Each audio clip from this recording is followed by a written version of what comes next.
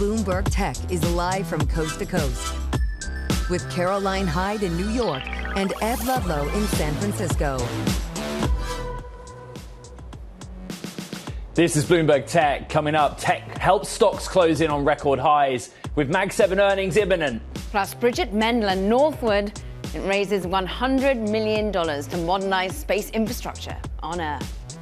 And Amazon shuttering its physical stores but doubling down on deliveries. Walmart, Uber and DoorDash all drop. Let's check out more broad moves on the market right now, Ed, because we have a wall of, call it worry, whether you're thinking about what the Mag 7 is going to report, whether you're thinking about the federal rate decision on Wednesday. A lot for the market to digest, but still, we pushed to near record highs in the S&P 500. We have up 0.9% on the Nasdaq 100. And I know you're checking on individual movers that have been helping some moves in the benchmark.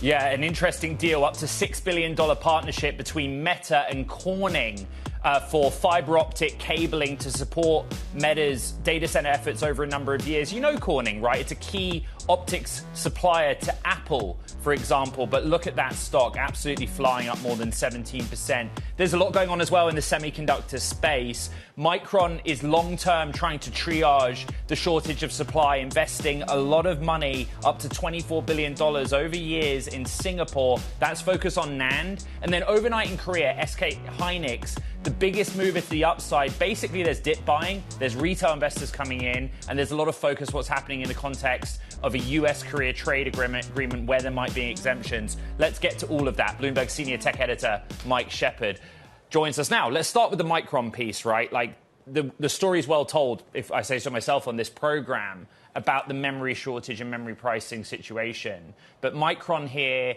is looking at where it can expand supply. It's looking at Singapore. What do we need to know?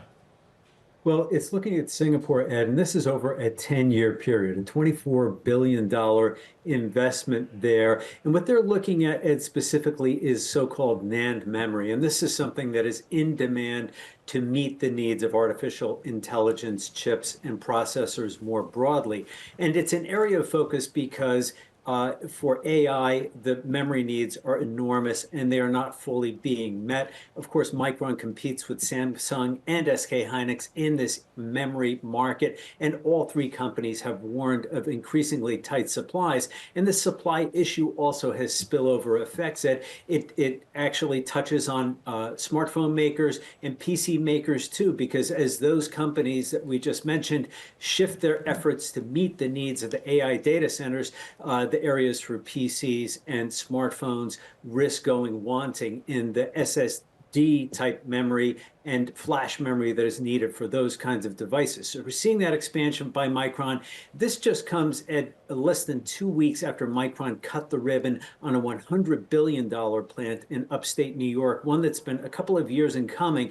So we are watching to see how much more these companies are going to be investing, not only in Asia, but also in the US as well. And how much more their shares can fly. Just think, SK Hynix at a new record high, even as we see the threat of, well, broader tariffs on South Korea. We know the chip makers are excluded, but SK Hynix at a record because it's going to be benefiting from Microsoft's push into AI chips as well, Mike.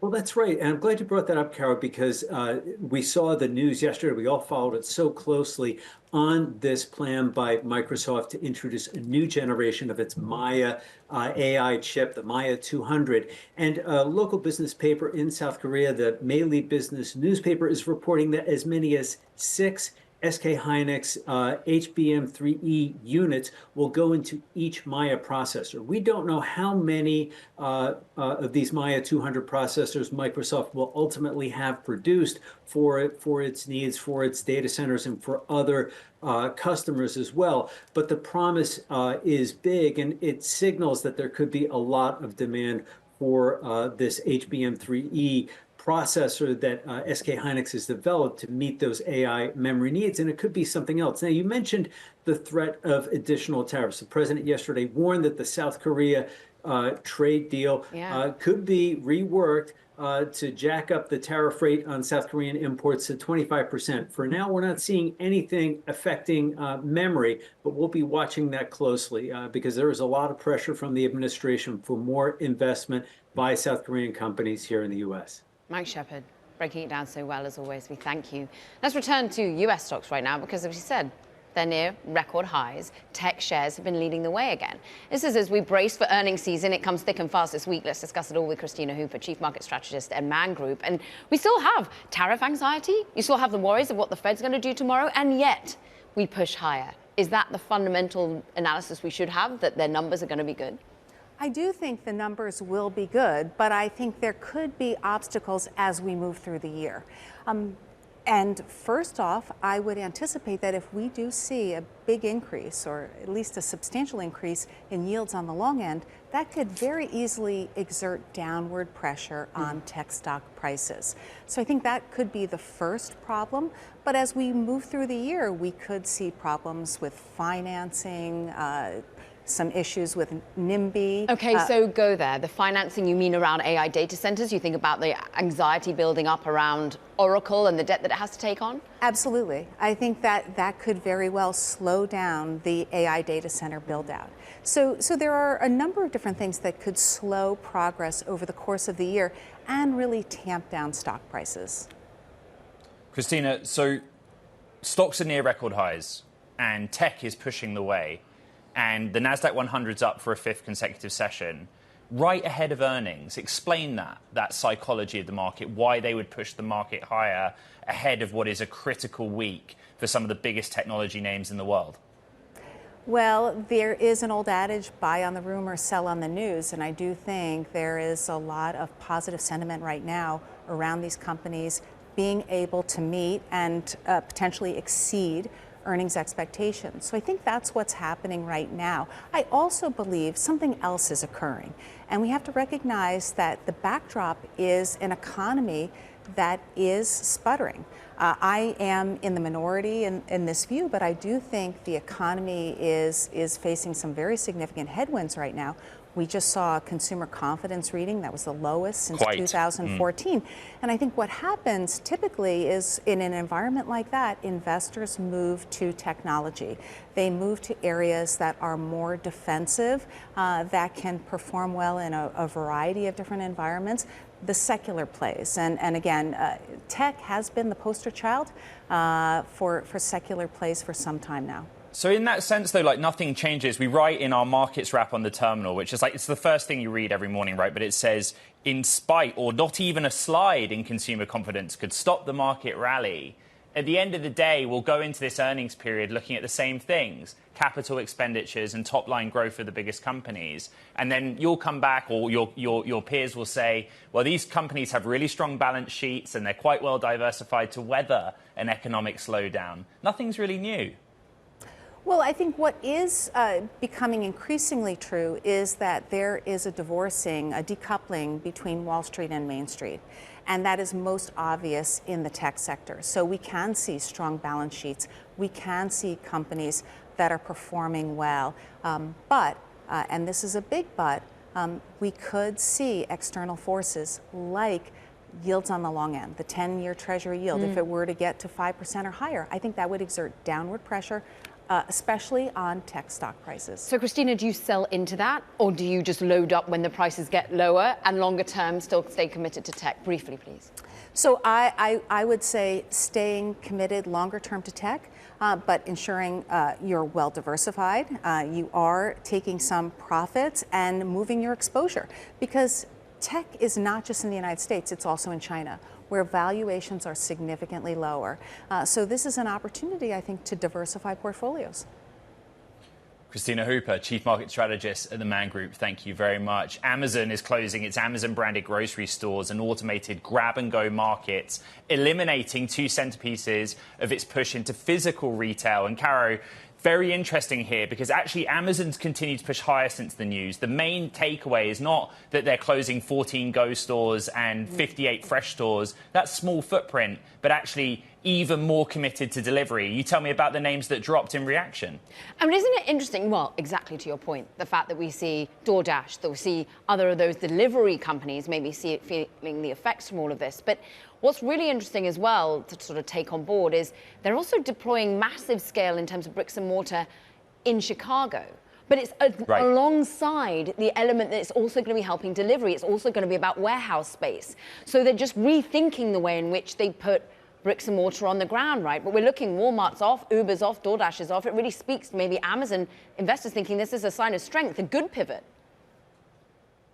Yeah, and lastly, grocery commitment, right? Like, they're not saying we're done with grocery. They're just saying we're moving it online, and that's reflected in that market reaction. I always quite like those Payless stores, though, gotta say. Rest in peace. Coming up, autonomous trucking startup, Gatik, inked a new deal.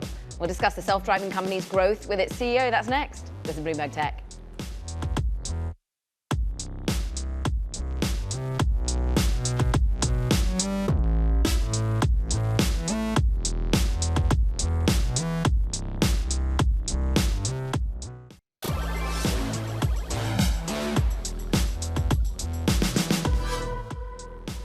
Autonomous trucking company Gatik has landed a deal with a major consumer goods company. Gatik's not named the customer yet, but says the deal will double its contracted revenue to $600 million over the next 5 years. Joining us is Gatik's CEO and co-founder, Gautam Narang. Look, I'm going to offer you the opportunity to name the customer. I know that you're not going to. I've pushed you over a number of days. But I think the main thing our audience wants to get a sense of is this is real. You have trucks on roads with major customers that are paying you, and therefore you're booking revenues on it. Take it from there and explain the reality. For sure. So, as you know, Gatik is in the business of autonomous freight. And today we are announcing that we are operating fully driverless, freight-only trucks with no safety driver, no safety observer across real freight operations, multiple markets today. It is small, though. Like 10 trucks right now. 10 trucks today. But by year end? Over hundreds of trucks. But very soon in the coming weeks, we'll have over 60 trucks, fully driverless, on public roads, doing daily commercial operations at scale. Talk to us how legislatively this has worked, regulatory this has worked. How have you managed to make this a reality while, yes, we see real impact from Waymo in cars, but in certain states and certain areas? Where are you working? So, today we are live across multiple markets. This is Texas, Northwest Arkansas, Phoenix. We work very closely with the regulators at the local level, state level, federal level. And from the early days, we decided to focus on automating these regional networks, which is within the states. And that's one of the fastest ways to commercialize this technology. Commercializing then to where? We've talked about 600 million, just one key customer. Yes. What do you think your revenue run rate is going to look like?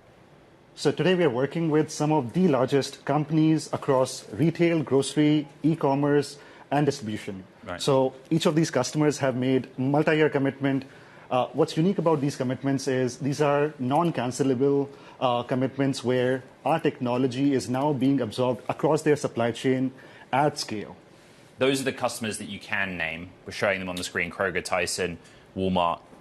People will say, well, if you can't name this one, how real is it? I'm going to put it out there, right? Because we're transparent on this show. The business model is interesting. You don't sell them the trucks.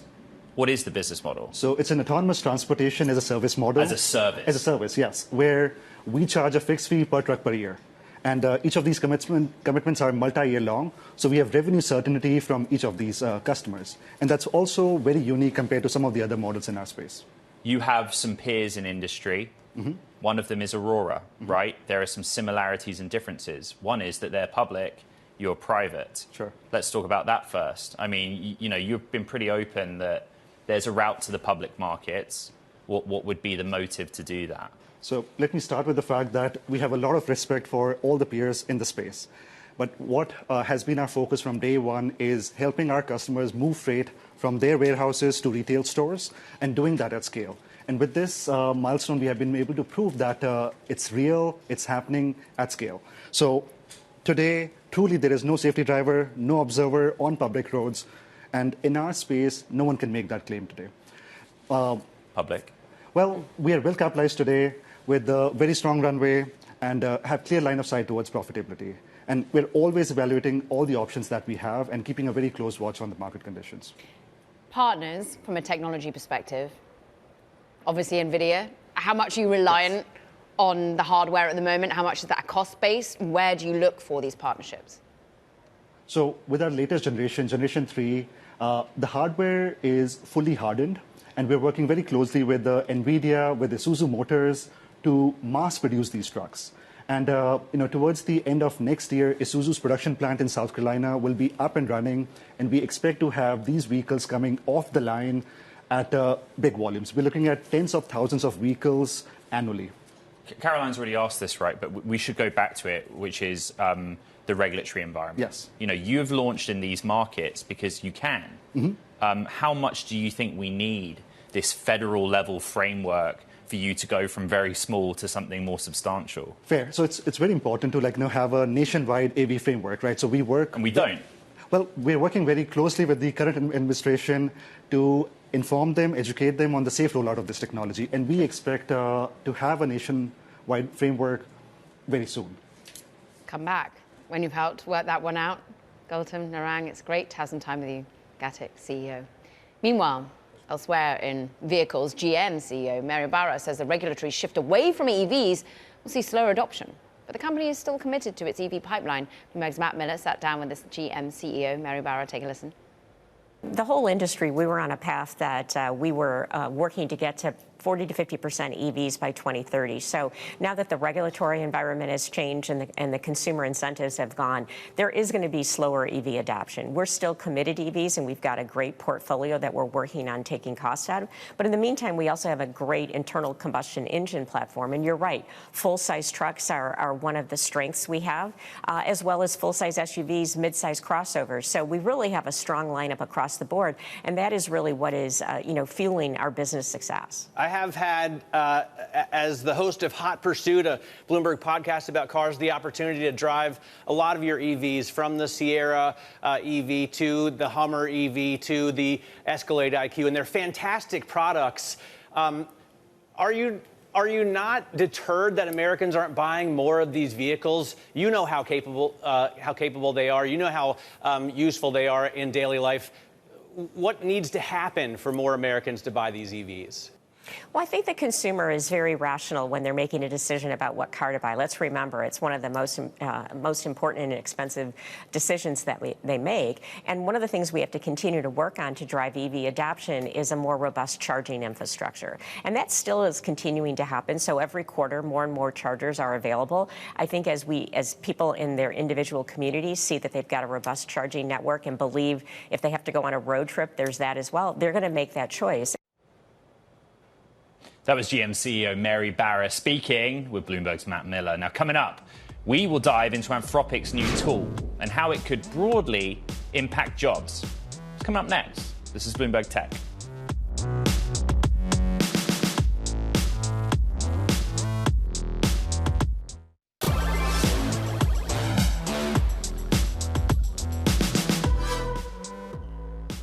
Silicon Valley leaders are joining tech workers decrying tensions in Minnesota after 2 U.S. citizens were fatally shot by federal agents. Anthropic CEO Dario Amodei posting about the, quote, importance of preserving democratic values and rights.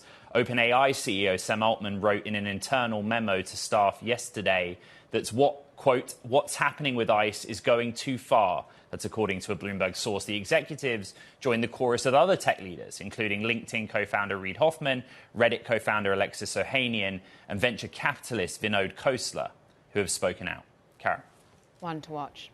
Now let's shift elsewhere for Anthropic right now, because it has released a new version of its Claude chatbot called Claude Cowork. They can take actions on a computer, on your computer. Bloomberg opinion columnist Pammy Olson writes that this could have broad repercussions and potentially be painful for some white-collar workers, even as Anthropic frames itself as the most safety-conscious of the AI developers. Pammy Olson joins us now. So the redefinement of the engineering talent right now, the companies you've spoken to, how is Claude's products changing that? Yeah, I mean, first of all, Claude Cowork is the new product, and before that was Claude Code, which is an AI tool for writing software programs. And that's been around for about a year, and it's been getting rave reviews among technologists and coders who can use it to spin up a website within hours. And the people at Anthropic effectively used that tool to build this new tool. They did it in 10 days. They didn't write a single line of code or very little code. Right. And this new version is something that it's sort of like people have been talking about the word AI agents That was a big buzzword last year, but it sort of fell flat. There were issues with reliability. This could be perhaps the first mainstream breakout of an AI agent because it does work on your computer Right. and accesses files and applications. And, I'm not just saying that it does that. People are actually using it. I've used it. And there's been a lot of general kind of excitement and buzz about this tool that is able to just take action, not just, give you research.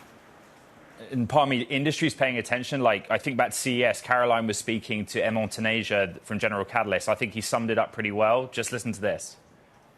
Yeah. Claude, it's really redefining the engineering department. And just think about the size of that market, the amount you spend on tools and engineers to be able to build products.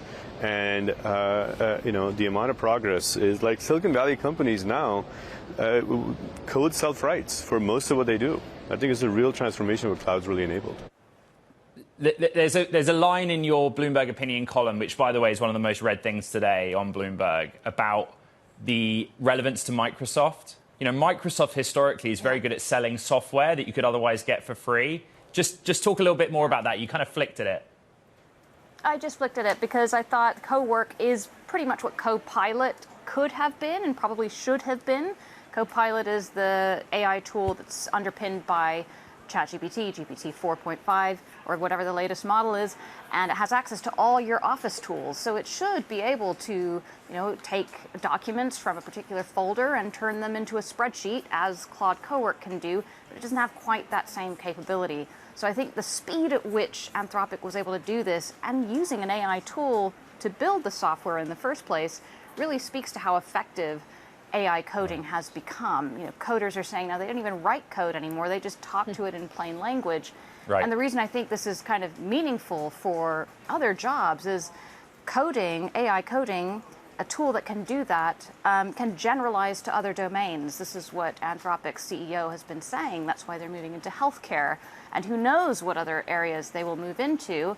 But I think because computer code is such a perfect digital representation of the behavior that you and the actions that you can take online, that's why it can be so good as a tool to do other things like operate a computer. Bloomberg Opinions, Palmi Olson, with today's Must Read. Thank you very much. So coming up, Northwood raises $100 million in its latest funding. We speak with the CEO, Bridget Mendler. That conversation coming up next, and you don't want to miss it. This is Bloomberg Tech.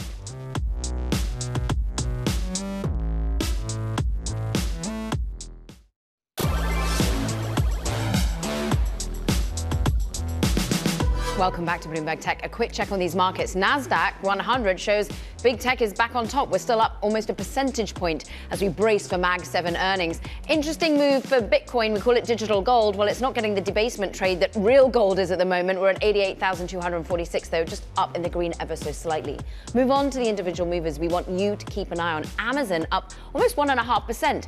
They're closing Amazon Fresh, Amazon Go stores, with some locations that are going to be converted into Whole Foods Market stores. Look, they are not moving away from groceries. They're going to sell them online and offline. But really, this is about delivery once again. And you also have to look at what's happening over at Pinterest. We're going to dwell on that for a minute. We're off by almost 10%. They are letting go of people. Less than 15% of its workforce, we understand, but they're planning to reduce office space as well. And Bloomberg Intelligence is saying it likely suggests more aggressive investments in building AI capabilities. Let's dig in with Bloomberg Equities reporter Ryan Vlastelica. A company that has seen competition rise, maybe as we talk more and more about agentic AI. We're just talking about it in terms of Anthropic, for example. Yes, good morning. Thanks for having me. So Pinterest is down quite significantly today. It does seem like there is a lot of concern that these workforce reductions and other steps that they're taking in terms of this restructuring, that maybe this portends some weaker growth trends at the company. As I'm sure you know, this stock has struggled for quite a bit of time as it really just has a lot of difficulty going up against the bigger players in the space, most notably Meta. So the stock is quite down, and I think people are sort of like wondering what's going to be sort of a catalyst to revive growth here. Ryan, data is fun. I really hope that you agree with that. And so I'm looking at the Bloomberg terminal. The NASDAQ 100 is up for a 5-day stretch the first time this year. It had a 5-day stretch at the end of December, so not that long ago. We're right on the cusp of huge earnings, and tech is driving this market higher. Why? Great question. So going into this recent rally, obviously there had been a rotation out of tech, a lot of people looking elsewhere in the market, especially sort of cyclical parts of the market. There was some concern about tech's earnings. Is growth decelerating, or is this going to be enough to justify the valuations there? At the same time, people continue to view tech as really a port of safety in the market. It continues to be very dominant. It still has the highest growth among the S&P 500 sectors. People remain pretty positive about its prospects, about the potential of AI. All that is there. It's not surprising to me to see a little bit of people wanting to jump in, buy that dip, especially ahead of earnings. Bloomberg's Ryan Fuselica with, oh, sorry, Kara, I got excited about the data. That's the thing I do. With the earnings preview, and I'm braced, right? Let's go to private markets for a second. Northwood has announced it's raised $100 million in new funding led by Washington Harbor Partners and Andreessen Horowitz. The Southern California-based company makes phased array antennas and other things that help increase satellite connectivity here on Earth. Here with the latest is Bridget Mendler, Northwood CEO. Bridget, we've been fortunate to talk to you, a number of times over the last year, actually. Like, this is less than a year from your Series A. And the thing that I've learned speaking to you, speaking to your investors, is that you move quickly, right? You move quickly on deployment of the tech, but you've also grown. Let's start by just asking, why did you need to raise $100 million here? There must be a need for that capital. Yeah, absolutely. Thanks for having me again. It's great to be speaking with you all. For us, it's really about taking space missions further, faster. I think you guys have been really tracking the developments in the space industry over the past year, both on the commercial side and on government side, domestically and abroad. There's a ton of enthusiasm for what we can do in space and really changing our perceptions on what's possible. Oftentimes, there winds up being more friction in taking those space missions live due to the ground. And that's something that has to change. We have to be able to push the boundaries on capabilities, and we have to be able to do that on a rapid timescale. So for us, what this funding represents is a significant amount of demand that we've seen from a wide variety of customers and being able to enable their missions to go further, faster. So this year has been a really exciting example for us to kind of show what that end-to-end concept looks like for Northwood. Many people do know us by our phased arrays, which is critical to how we think about the ground, really introducing novel hardware solutions so that we can do more in space. Right. But we view ourselves as an end-to-end partner for these space missions, all the way from the concept that they are initially coming up with to the time when their data is streaming live and actually delivered to end users. And we've actually done that. We've gone from an initial concept of saying, hey, let's have dynamic links that you can access, not just from low Earth orbit, but all the way up to geostationary orbit in the same system. And then let's show how fast we can bring that concept into reality. And so, we're talking today as well about our contract that we closed with the U.S. Space Force. Well, Bridget, let me jump in here. It's a $49 million contract with the Space Force. What will you be doing with them specifically? But also, my understanding is there is a link here between the money that you raised in the Series B and being able to kind of just execute on that contract. Absolutely. Well, we've already executed on that contract across a number of milestones. So contract was executed, and at this point, there's been a 3-month turnaround time from kickoff of that contract to actually delivering links live in the field.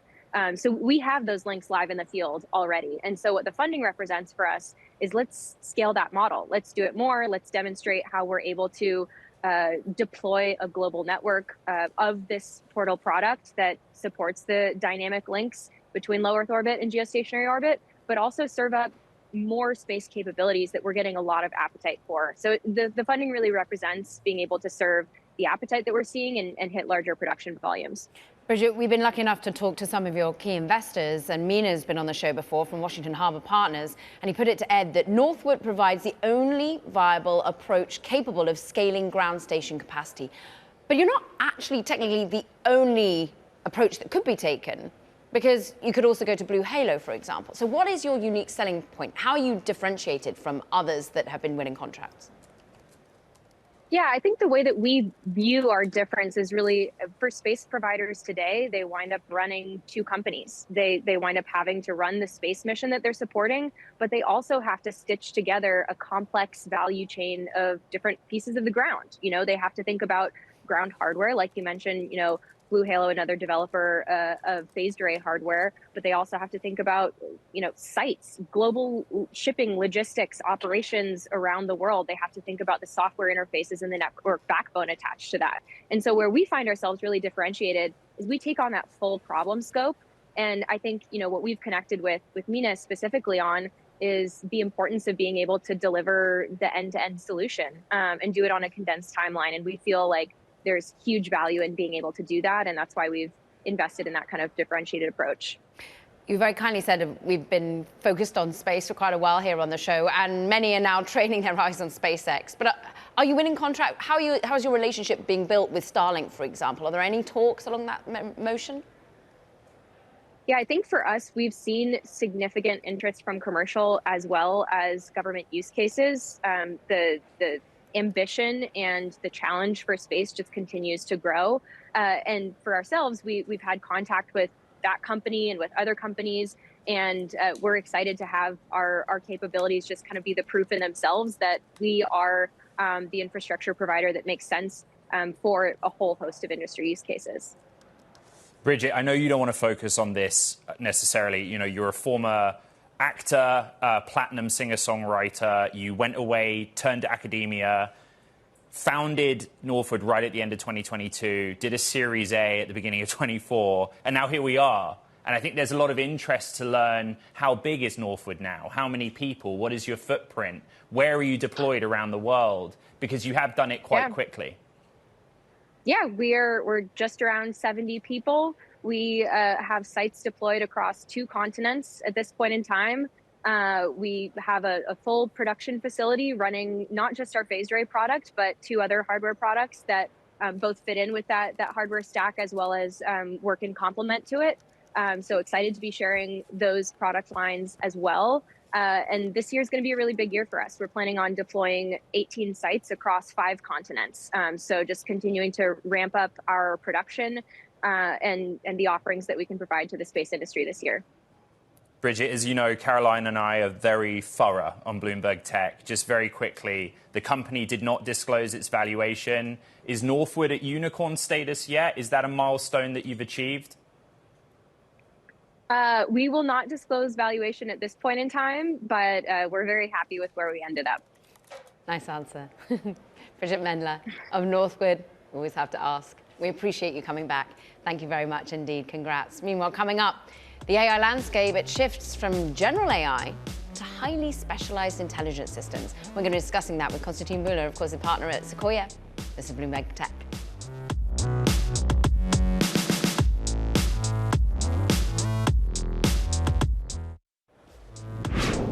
Moonshot AI, it has released an upgrade to its flagship model, ramping up pressure in China's domestic AI race. Look, the company's K2.5 model is said to outperform its open source peers and can process text, images, videos simultaneously from just a single prompt. Now, the release comes ahead of DeepSeek's next major update, which it has been teasing now for weeks. Ed, what have you got? Let's stay on the topic of AI, and not just general purpose models, but the rise of artificial specialized intelligence. Joining us now, Konstantin Bühler, partner at Sequoia, and this is your bet for the year. You think, and where you will focus your investments going forward, is in the area of, do we call it ASI? Specialized intelligence. As a place to start, define that. What is the difference? Absolutely, Ed, Caroline, thanks for having me. 2026 is going to be the year all about AI capabilities in specialized areas.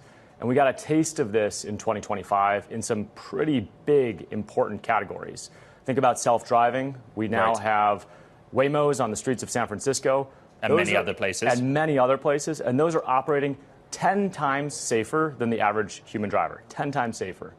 Also, you see other specialized areas. Anthropic, for example, focused on coding. And in 2025 went mainstream with their Claude Code product, where developers can choose to work with Claude Code agents to prototype and even put software into production much faster. We're going to see a lot more of that in 2026. It's going to be specialized capabilities in many new areas. Now, how big are the checks then that you're going to have to write? Because what Waymo, Anthropic, and even like in the legal sector, like a Harvey have in common is that they are well capitalized at this point. They had to commit a lot of capital to train those specialized models in the first place and then deploy them. Absolutely. Well, you mentioned a Harvey. I'm focused on the early stage investing. And in the case of Harvey, they started really small. They basically focused on an area and they said, hey, this is an area we're going to be deep experts in. That's the legal area. And they focused on the actual user obsession.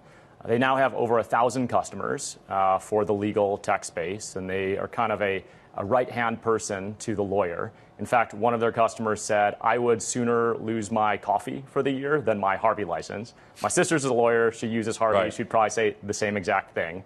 2026, we're going to look back at the end of the year and realize how many areas in AI we just couldn't live without. Konstantin, where is next, therefore? Because you actually already have made these bets in these very focused areas and applications of AI. And we just named Harvey, but you're also in 11 Labs if you're thinking about the way in which we're going to interact with it from a vocal perspective and create ourselves. But where's next? Where hasn't been disrupted? Absolutely. I'll give two tastes of what's coming next, one in the physical world and then one in the digital world. So in the physical world, we're investors in a company called Verkada. They are the leading AI physical security company. And they're basically an extension to those physical security guards who walk around a premise and can now monitor an even larger premise for physical security.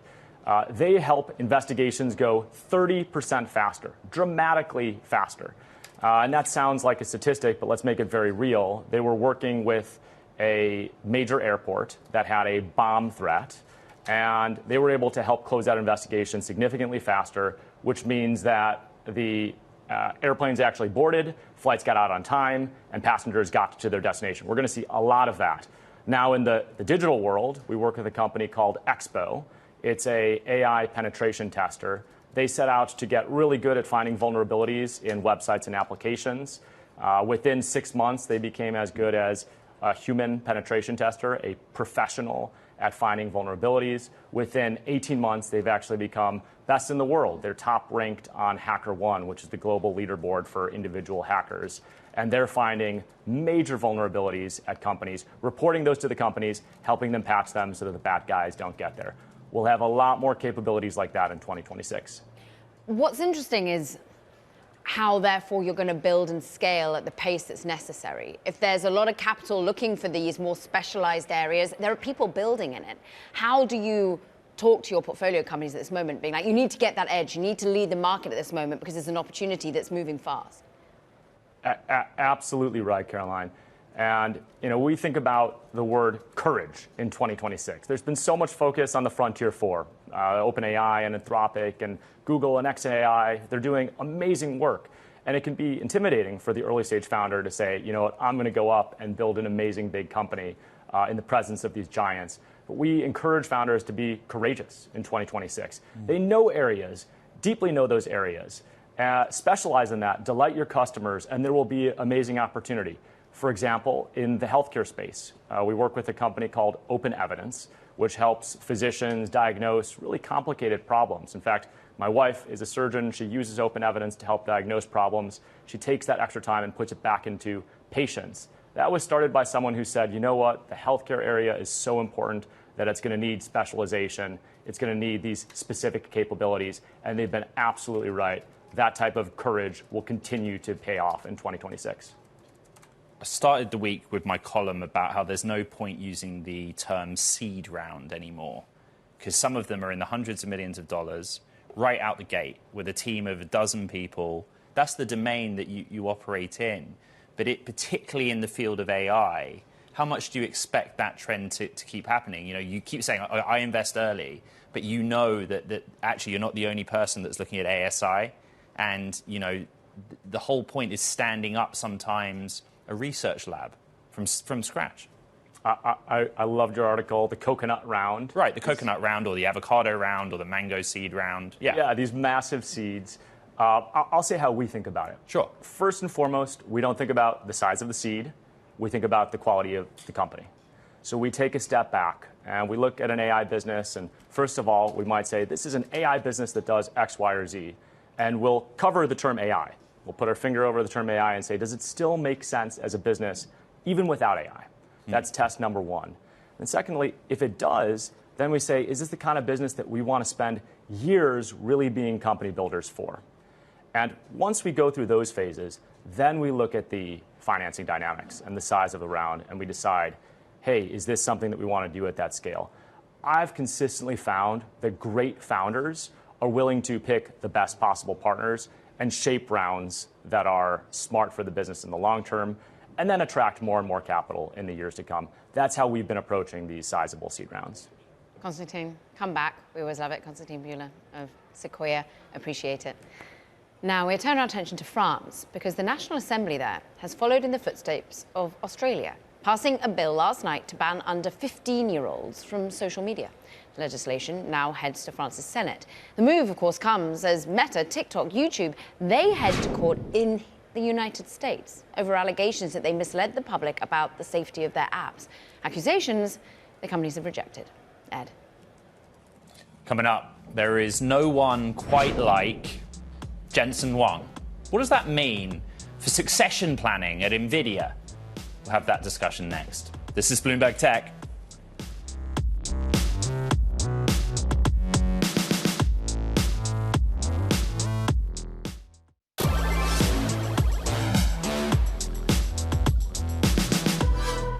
Many see the future of AI as resting on the shoulders of Nvidia, but the future of the chip maker after its current CEO and co-founder Jensen Huang departs one day, well, that's unclear. Bloomberg's semiconductor reporter Ian King has written a pretty wonderful piece. I mean, Jensen Huang has been at the helm of Nvidia for more than 3 decades. He is the longest-serving Silicon Valley CEO. There is no suggestion that he wants to pack it in, but what you're writing about is, nor is there any evidence that Nvidia has really done anything in succession either. Yeah, I mean, with a company that's become as important as it has to a whole industry and arguably the stock market and the economy as well, you usually like to have a better idea of who the people at the top are. And even people like myself who've been looking at this company for a very long time, it's him, right? The whole company is built around him, and that's all there is to it. Ian, what's really interesting is you interview people who talk about how flat the organisation is and ultimately how difficult it would be to run by anyone else than Jensen Huang. Can you talk us through who the other, key presidents are, but perhaps are not in line to take the throne? Yeah, I mean, the way to do this is to think about things through Jensen's eyes, because he's explicit about this. He created an organization where he wants to know, where he believes the CEO needs to know what's going on. And the way to do that is to have less of the traditional corporate structure and just a large group, 40, 50, 60, depends on the day as to the number he gives you, of people who directly report to him. They have responsibilities, but... We've spoken to Jensen quite a lot in the last few years. There are other people, though, like Colette Kress, the CFO, is a highly capable person. But as you write, in Silicon Valley and tech, you don't usually hire the CEO from the finance department. Correct. I mean, Colette has a good reputation on Wall Street. She was, brought in, and she's obviously presided over the company when it's been enormously successful. But this is a very technical job. And it's also a very dynamic job. He's, on the one hand, a science leader, and he's, on the other hand, an advocate and driving the whole industry forward. And spends a lot of time on planes, it feels like, at the age of 63. Bloomberg's Ian King, thank you very much. I urge our viewers to go read that deep dive. It's a great piece. NVIDIA's lack clear successor for superstar CEO. That does it, though, for this edition of Bloomberg Tech Ed. Yeah, there's a lot happening in public markets and in private markets, but we are bracing for big tech earnings in earnest. Check out the pod. So much to recap. You know where to find it on iHeart, Spotify, Apple, and of course on all the Bloomberg platforms as well. 2 days into an astonishingly busy week in the world of technology, this is Bloomberg Tech.